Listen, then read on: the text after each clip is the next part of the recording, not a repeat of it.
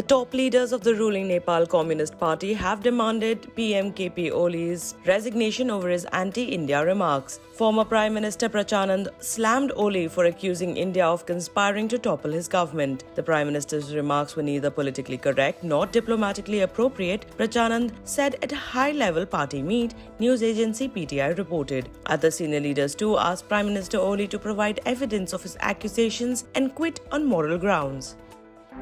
The U.S. Federal Communications Commission has classified Huawei and ZTE as security threats. The agency has banned the two corporations as suppliers for its projects under its Universal Service Fund because of alleged ties to Chinese military and intelligence services. The FCC said that this is a step to protect U.S. networks from security risks. The U.S. decision comes just a day after Indian government banned 59 Chinese apps. Yoga guru Ramdev's Patanjali has made a U-turn on its cure for COVID claim. The firm's CEO Acharya Balakrishna has said that the Ayurved firm never claimed it can cure COVID-19 with its medicines, Coronil and Swasari. Balakrishna added that it shared the favorable outcome of clinical trials on patients. The center has barred the firm from advertising the products after Ramdev, in a sensational claim last week, said they cured 280 patients within days in trials. हमने कहा कि हमने ये दवाइयाँ बनाई थी, वो clinical research के अंदर ये दवाइयाँ दे दी, दवाई देने से कोरोना के रोगी ठीक हो गए। तो इसमें इस तरह का कन्फ्यूजन वाली तो कोई चीज है ही नहीं। Prime Minister Narendra Modi on Tuesday chaired a high-level meeting to review the preparations being undertaken for vaccination against COVID-19. During the meeting, Prime Minister Modi laid down 4 guiding principles that will form the foundation of this national effort. First, that vulnerable groups should be identified and prioritized for early vaccination. For example, doctors, nurses, healthcare workers, non-medical frontline corona warriors, and vulnerable people among the general population. Second, that vaccination of anywhere, anyone should take place. Third, that vaccination must be affordable and universal. And finally, the fourth, that the entire process from production to vaccination should be monitored and supported in real time with the use of technology. PM also ordered detailed planning for such large-scale vaccinations should be undertaken immediately. The United States has approved 4 coronavirus vaccine candidates for clinical trials, Food and Drug Administration has said. 4 vaccines have been approved for moving into clinical trials and another 6 are in the pipeline for us to review, the FDA said on Tuesday. The US launched in May Operation Warp Speed, which is a joint project of Health and Defense Departments to deliver 300 million doses of a vaccine for COVID-19 by January 2021.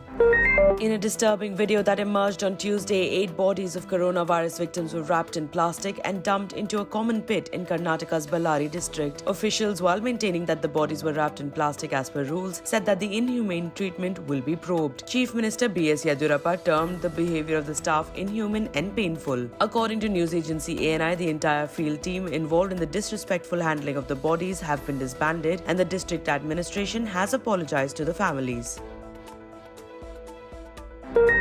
Angry over being asked to wear a face mask, a government officer brutally assaulted a disabled woman colleague in Andhra Pradesh. The horrific incident caught on CCTV camera shows the woman employee in the Andhra Pradesh Tourism Hotel office being held by the hair, then thrown to the floor and then attacked with an iron rod, allegedly because she had pointed out that the officer was not wearing a mask. The incident happened on Saturday but came to light on Tuesday after the victim lodged a police complaint. The deputy manager who pulled the woman staffer by her hair dragged her and repeatedly attacked her even as other employees in the office tried to intervene has been taken into custody.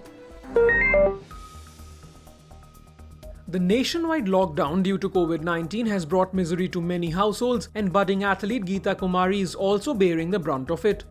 The Jharkhand girl was forced to sell vegetables in the streets of Ramgarh district to make ends meet. According to reports, Chief Minister of Jharkhand Hemant Soren got to know about her condition on Twitter and his intervention helped Kumari to get Rs 50,000 from the Ramgarh district administration and also a monthly stipend of Rs 3,000 to pursue her athletics career. Geeta Kumari had won 8 gold medals at state-level walking competitions and had also clinched a silver medal and a bronze medal in competitions held in Kolkata. Vistara on Tuesday announced a pay cut between 5 to 20% till December this year for around 40% of its employees as cash flow continues to be adversely affected due to the coronavirus pandemic. The full-service carrier has more than 4,000 employees on its payroll. Similarly, India's largest domestic carrier, Indigo, announced 5.5 additional days of leave without pay for its pilots to trim costs effective from July. Teen climate activist Greta Thunberg has lashed out at world leaders who use her fame to look good. Recently, on a Swedish radio, she shared that German Chancellor Angela Merkel stood in a line to get a selfie with Thunberg in New York. On a previous interview with BBC Two, she revealed that she disliked politicians who wanted to use her fame by getting a photograph with her for their Instagram. Even after the government released new guidelines for Unlock 2.0, cinema hall owners didn't get any respite. However, cinema chains are hopeful that things will return to normal by October. The social media handles of the multiplex chains announced that Akshay Kumar's Suryavanshi will hit the screens on Diwali, while Christmas has been booked for Ranveer Singh's 83 for a theatrical